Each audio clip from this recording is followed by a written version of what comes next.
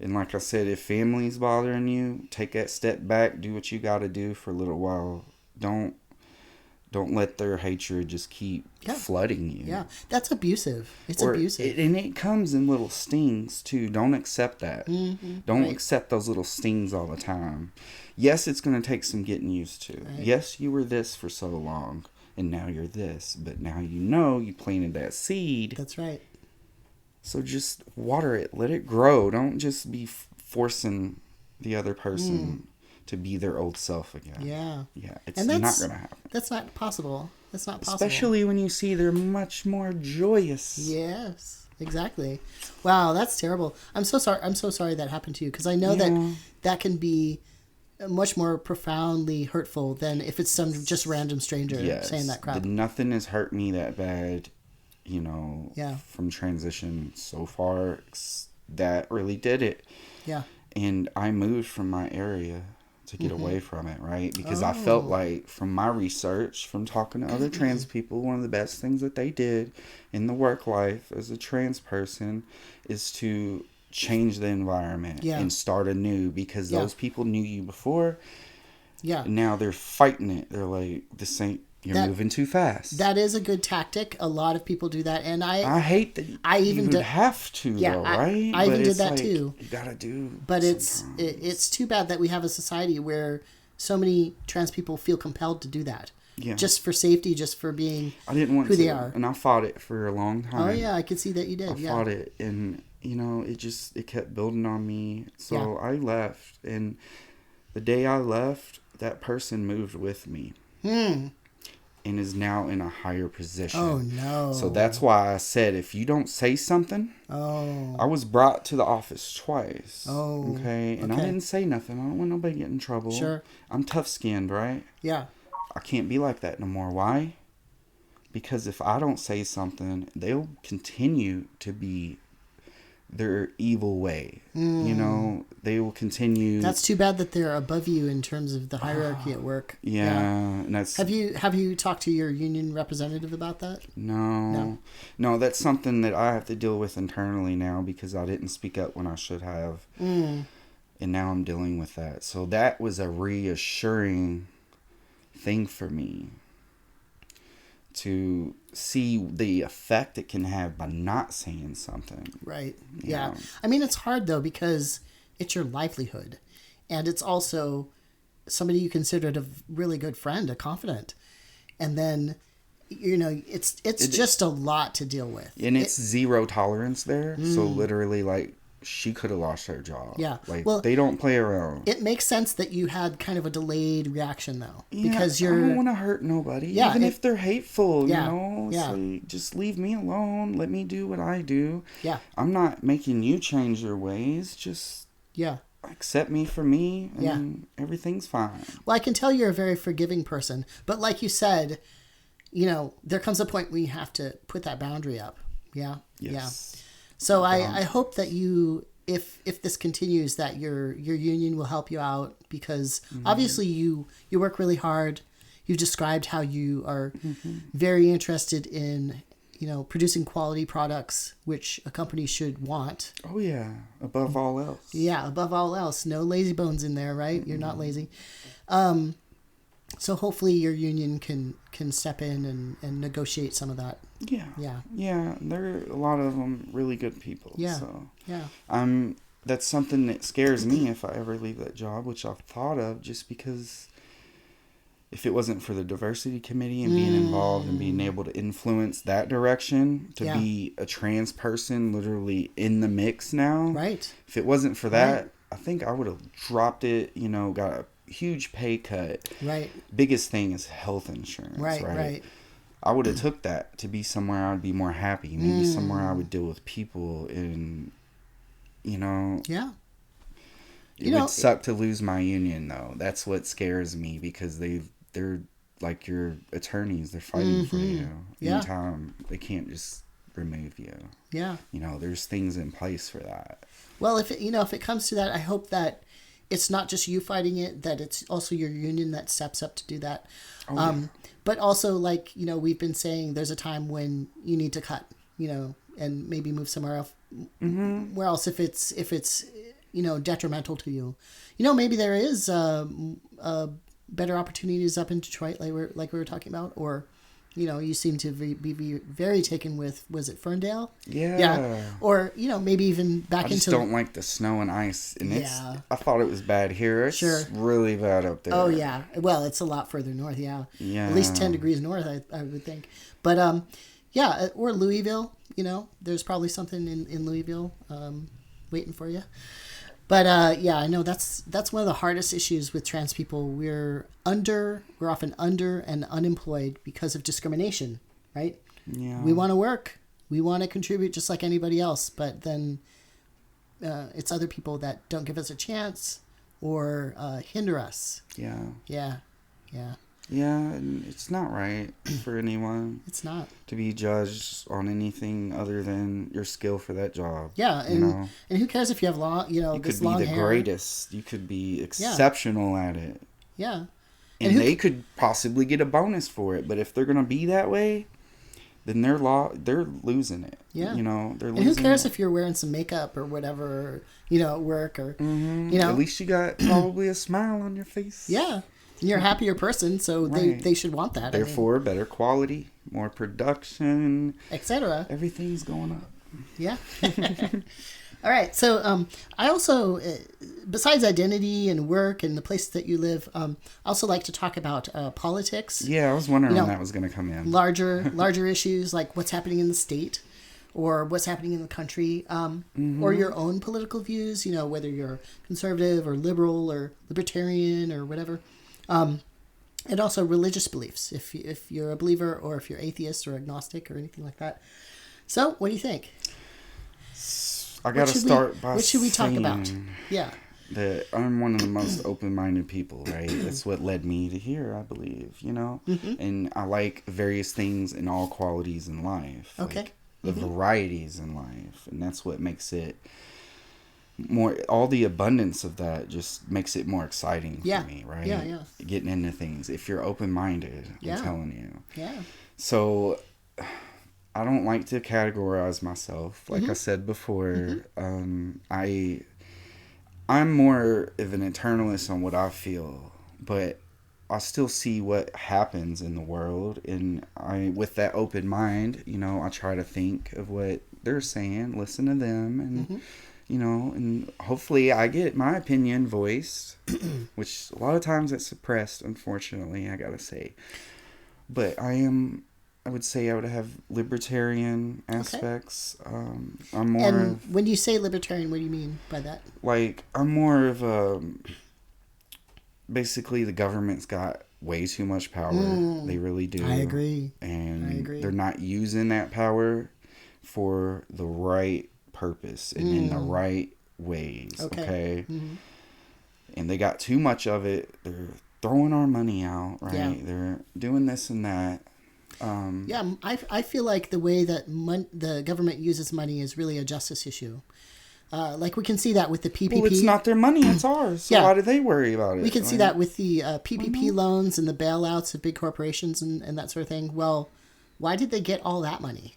Yeah, who approved that? Yeah. Well, it was a couple of presidents and whatever that approved that. But it is our money. And then on top of that, we have to pay for their services. It's just, it seems like kind of a scam, right?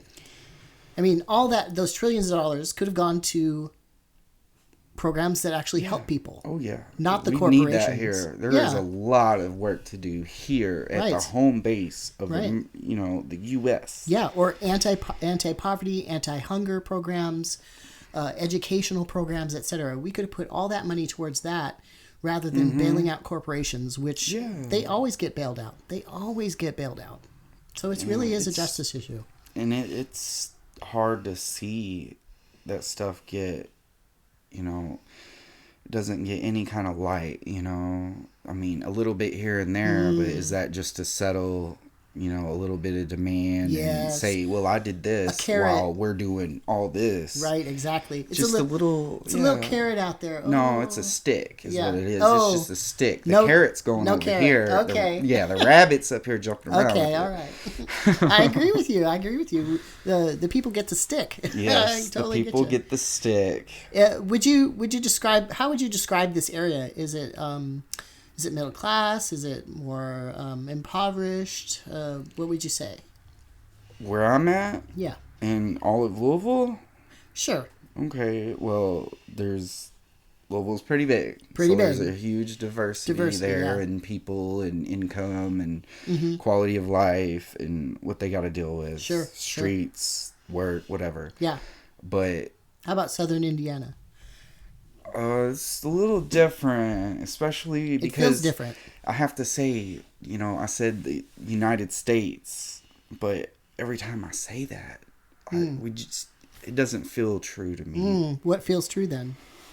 We're not.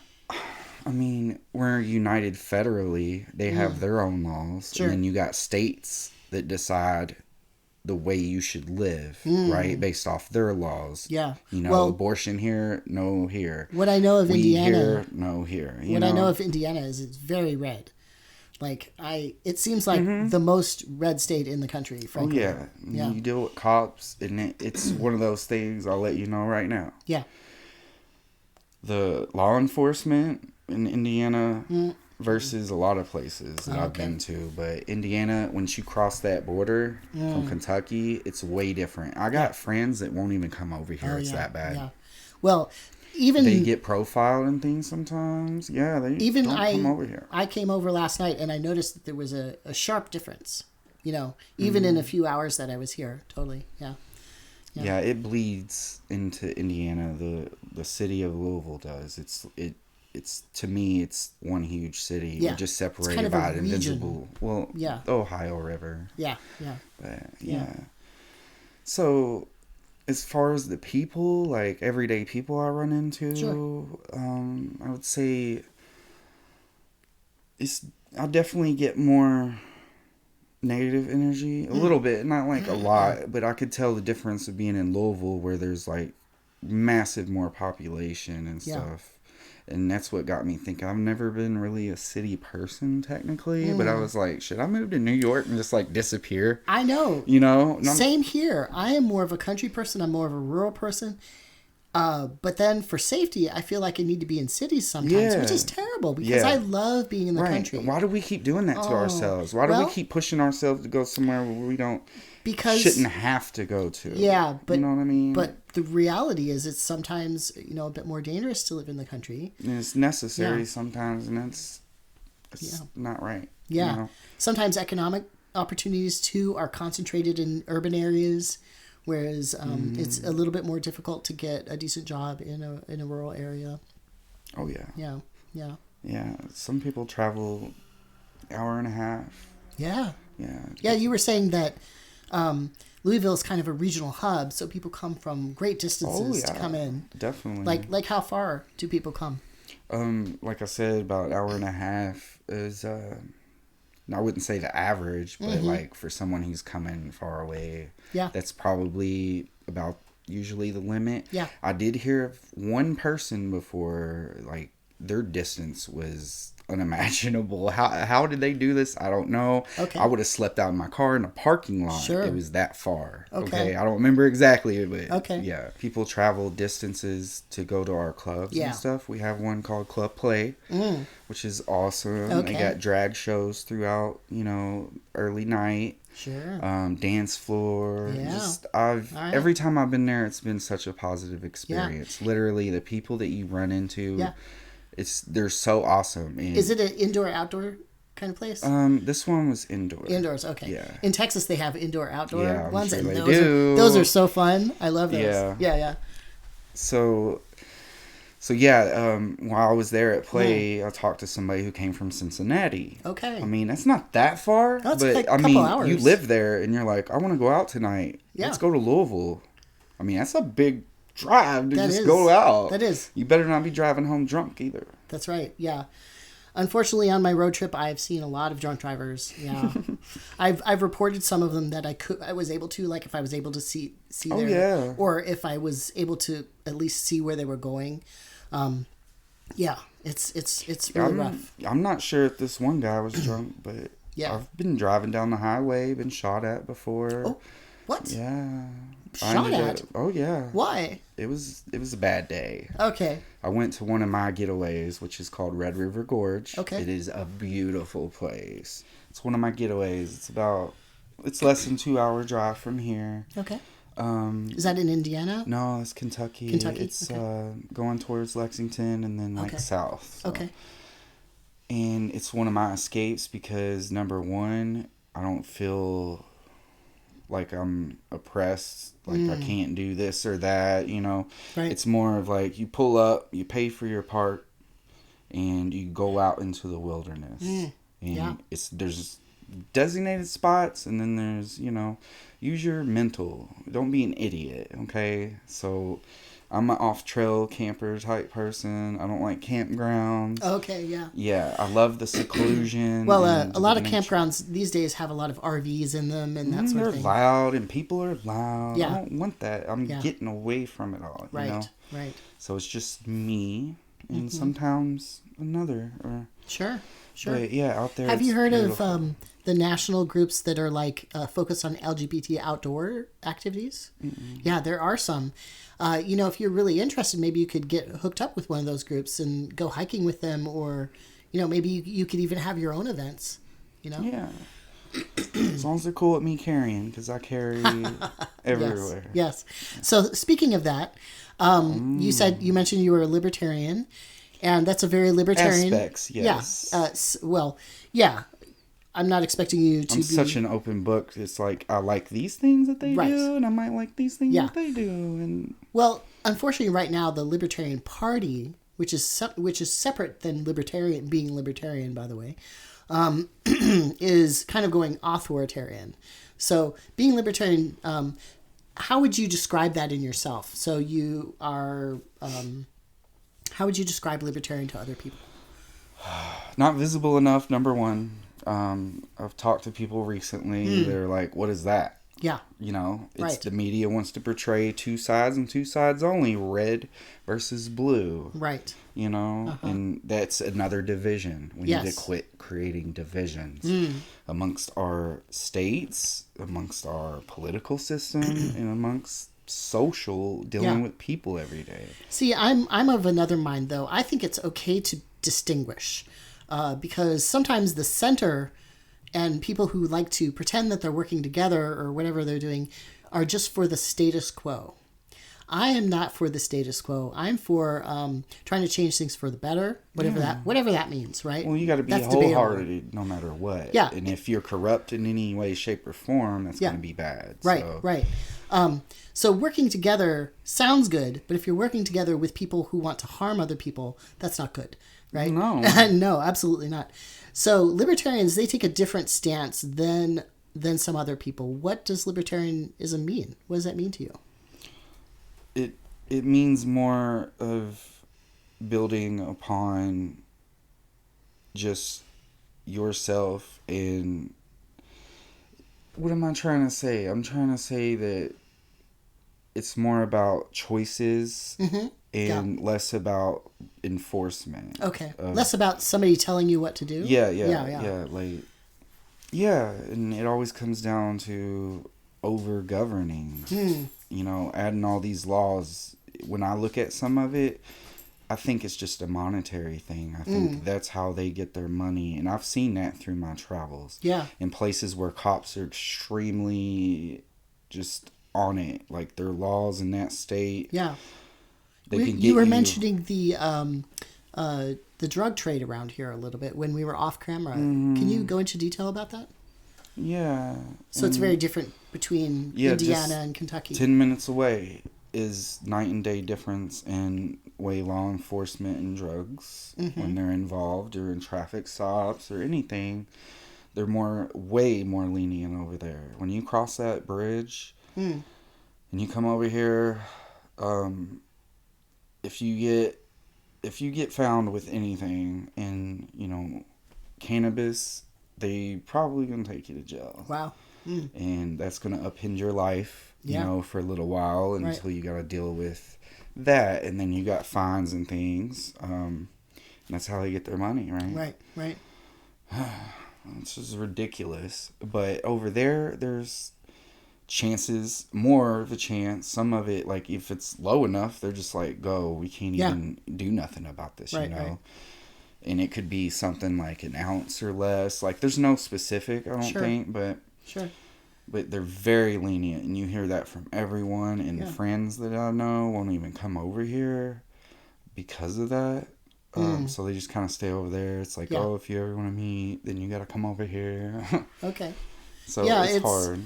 So just, that little boundary line there, the culture can be so different on either side of it. And law enforcement is very different. Oh, yeah. Just crossing that bridge one time, I remember. Arbitrary. So there's just like this line, this dotted line on the map. Yeah. The states can be so different from each other from just the separation of an invisible line. Yeah. I know I visited Kentucky about 25 years ago. And I stayed on a tobacco farm, actually, and with some acquaintances. And they were alcoholics. And it was a dry county. And so they would go a couple of counties away in order to get alcohol. And they would literally fill their entire car with alcohol and drive back and just drink that. Drink.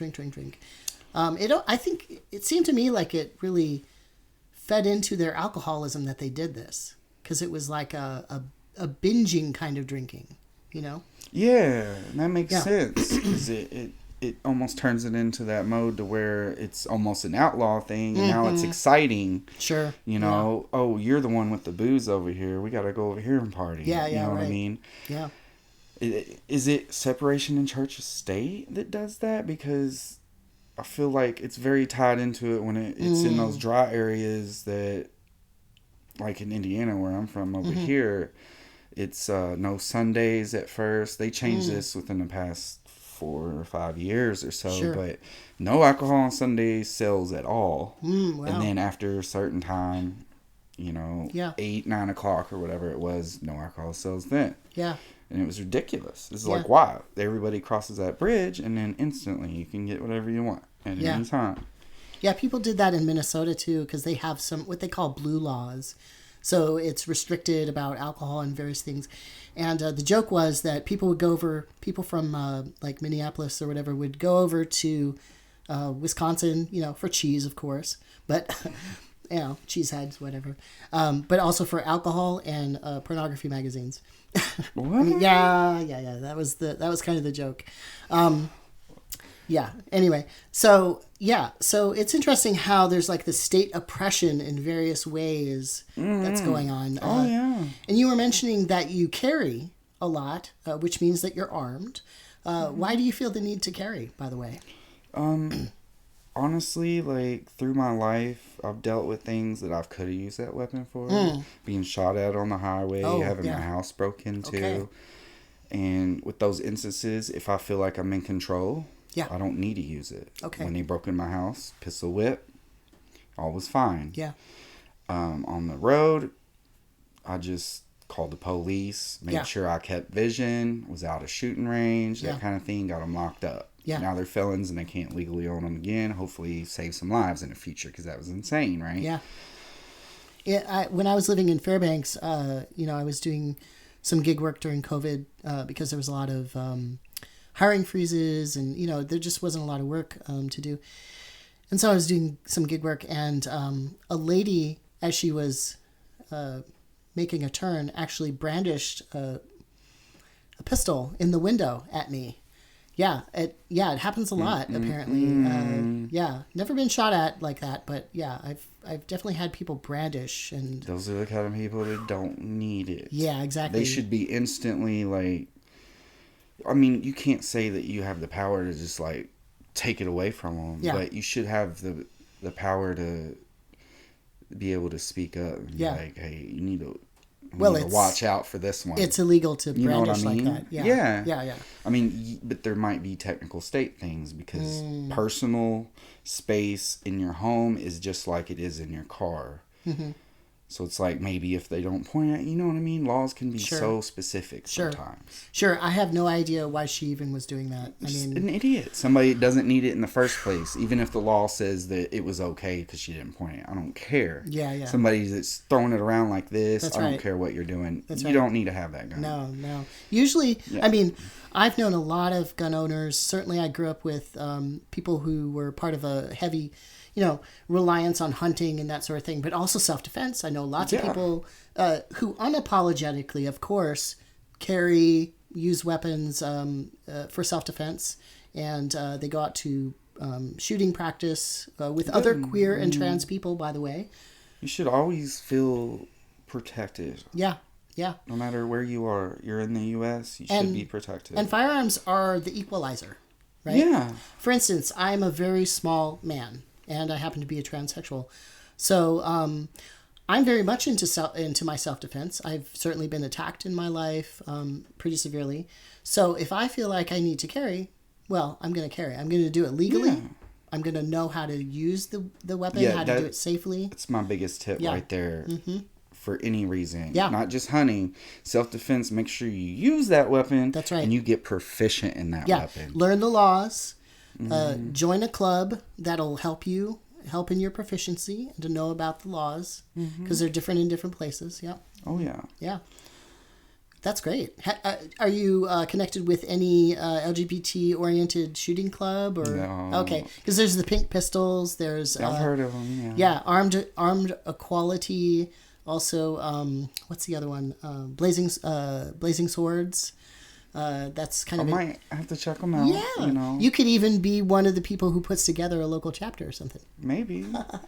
I mean, I can build guns now. Yeah. Every gun that I do get, I literally take apart and modify. Because there's always something I can change to make it better. There you go. So you could be a teacher, basically. Yeah. A little bit of an instructor, but I'm not that brave. I don't want that responsibility. Yeah, but you could teach people how to care for their weapons, right? Yeah, which is so important. I mean, hardly anybody teaches that. I mean, frankly.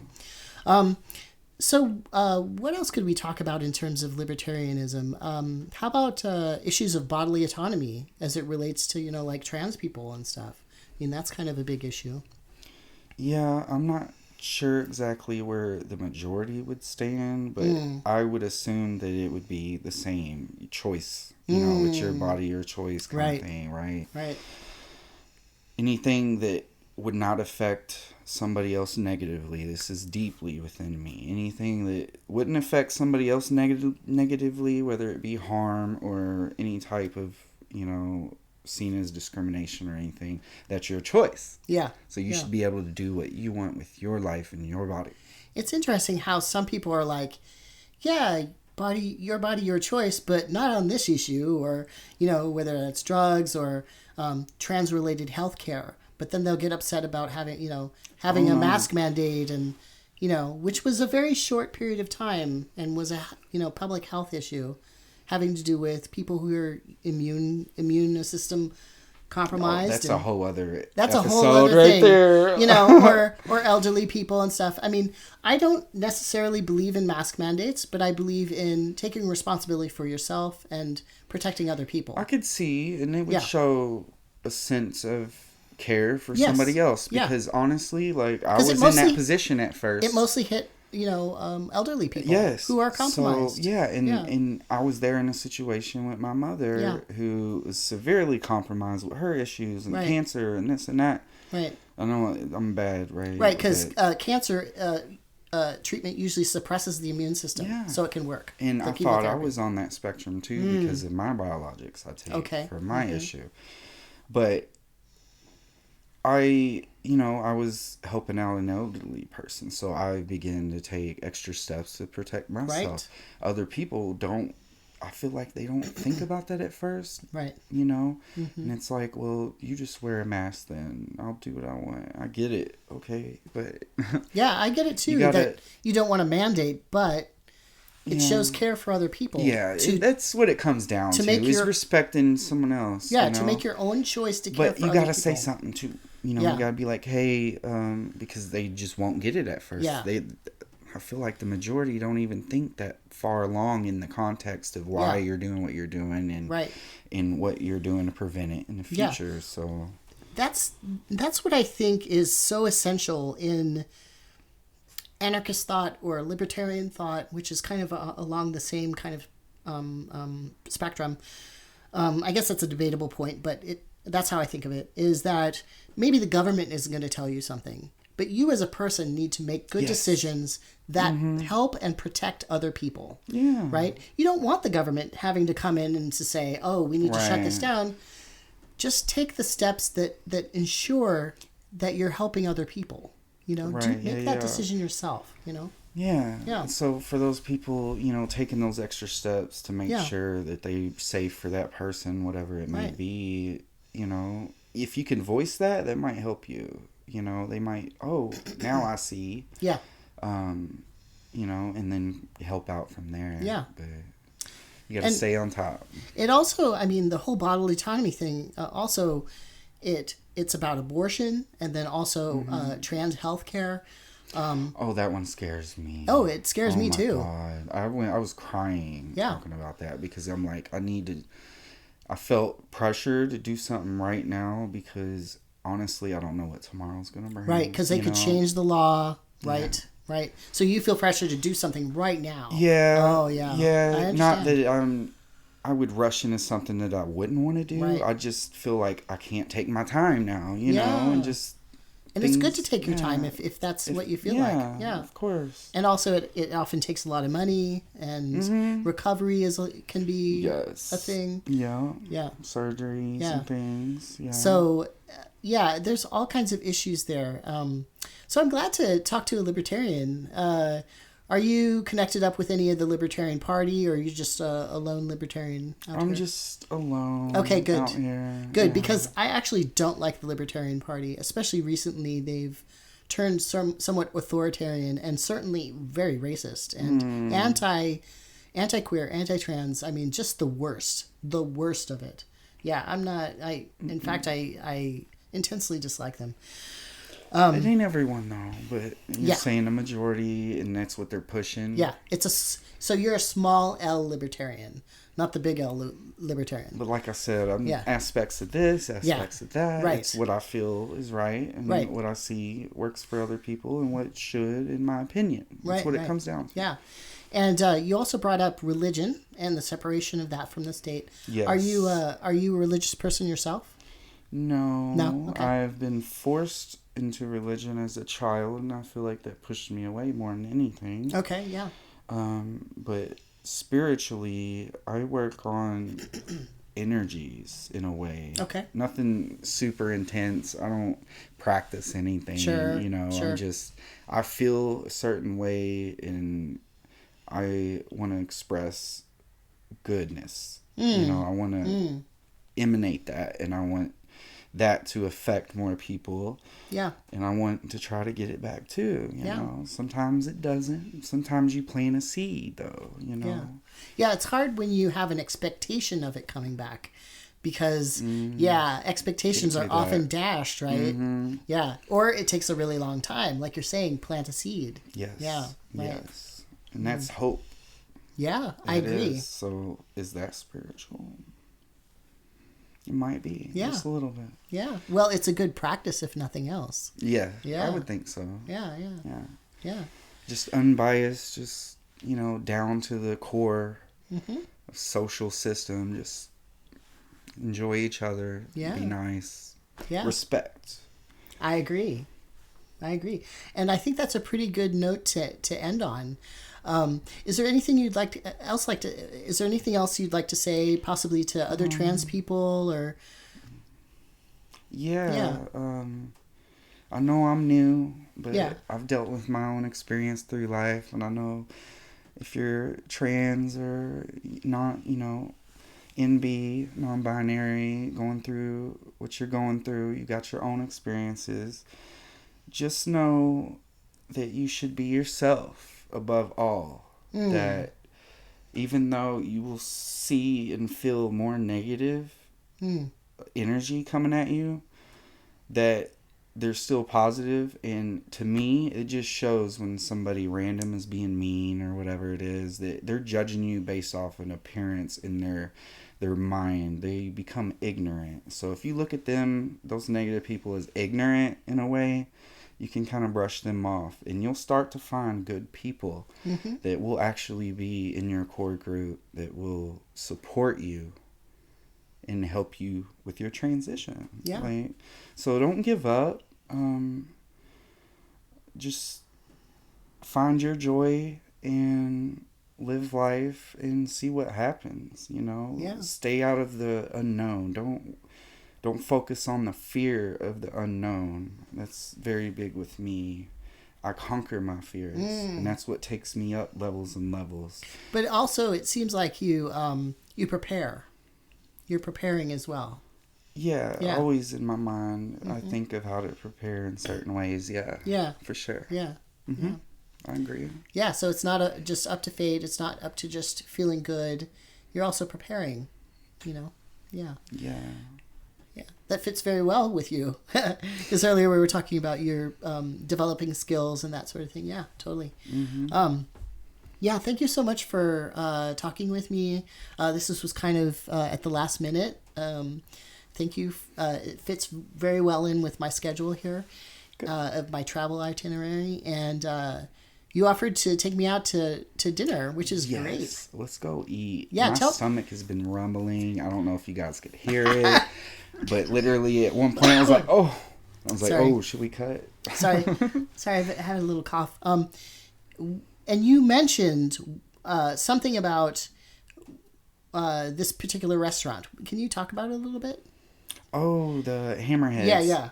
Hammerheads is in Louisville, and it's this little bar tavern place that you would never expect. Yeah. They would have amazing food. Okay. And this food is mostly game food, like wild game. So the elk burger is fabulous. Okay. They have truffle fries, duck sliders, and just different things like that, you know, buffalo and things like that. Well, I'm excited. It sounds different. Yeah, it sounds really different. Yeah. And that's a good thing sometimes. It makes you feel better. All right, awesome. Different. Yeah.